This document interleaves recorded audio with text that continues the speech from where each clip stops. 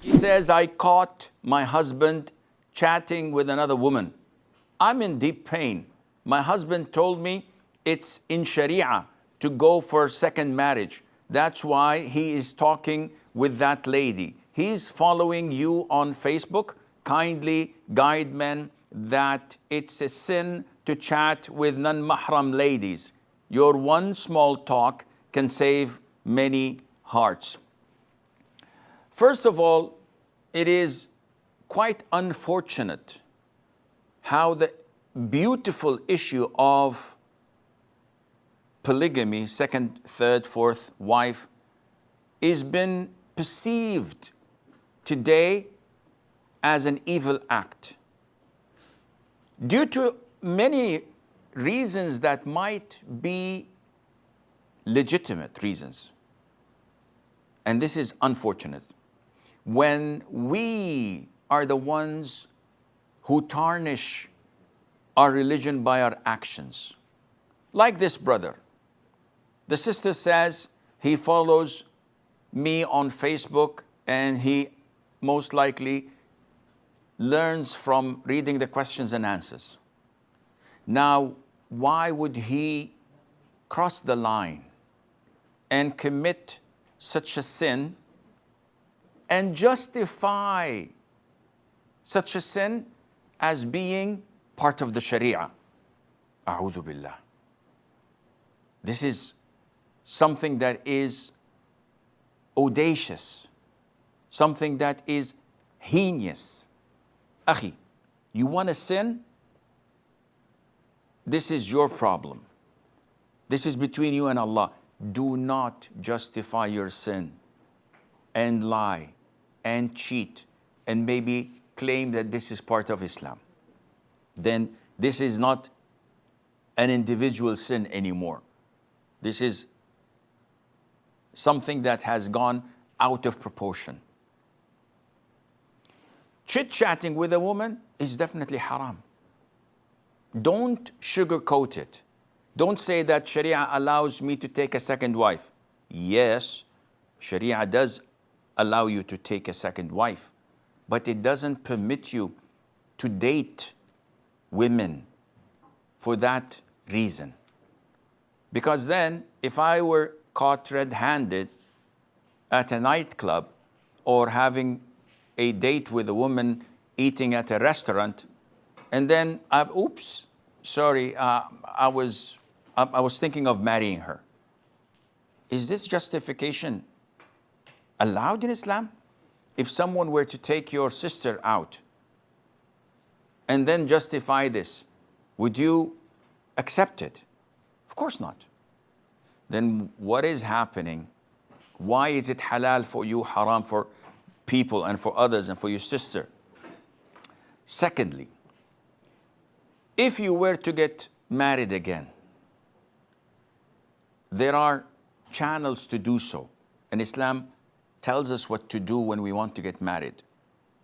So we contact the guardian, not the girl, and we get to see the girl once and sit with her for an hour or so in the presence of her guardian, speak to her, talk to her, look at her, she looks at me. We get to know each other and see if there's chemistry or not. And after this initial and only interview, we decide whether to proceed or to call it a day. And if we were to proceed, she's a non-mahram. I don't speak to her, I don't see her, I don't mix with her until the marriage contract is conducted, a month, a week or two, whatever. So what the brother is saying is totally not permissible. But I'll ask the sister, do you think that he's going to listen to me now? Most of these people are cherry pickers. So they follow us on Facebook, on Twitter. They read the questions and answers and they learn. And they like what they read. But when it comes to them, they don't like this. And they don't accept it. And they would probably tell you the Sheikh doesn't know. Thirdly, Akhi, if you want to get married, and I've been getting calls from all over the world, from sisters complaining and from brothers wondering what's the solution because their wives are asking for divorce. So I asked, what did you do? He said, nothing, Sheikh. I just wanted to share with her my desire to get married again, but I'm not getting married. It's just an idea that I had. And I've been doing this for 3 years now with her, and she's now frustrated and she's asking for khul'. She can't take it anymore. Subhanallah. Are you nuts? Why would you talk to your wife about something you want to do before doing it? And you know that it is human nature to reject it. Jealousy is human nature, is totally accepted in a woman, but what comes out as a result of it is what might be haram and what might be halal. So many people say, listen, I'm getting married next year, and she's gonna be blonde, and she's gonna be ex-Miss Universe, and she's gonna be this, and she's gonna be better cook, better good looking, better family, richer. A'udhu billah. The Prophet told us when slaughtering an animal for udhiyah to sharpen our blade and to make it swift and quick so that the animal wouldn't feel the pain. And what you're doing is completely the opposite. With, of course, the big difference between an udhiyah and your wife. So these people are nuts. They're not wise. They're not fit to get a second wife because they don't have the diplomacy. They don't have the guts. They don't have the wisdom. And finally, to the sister, I may advise you to weigh things according to its correct proportions.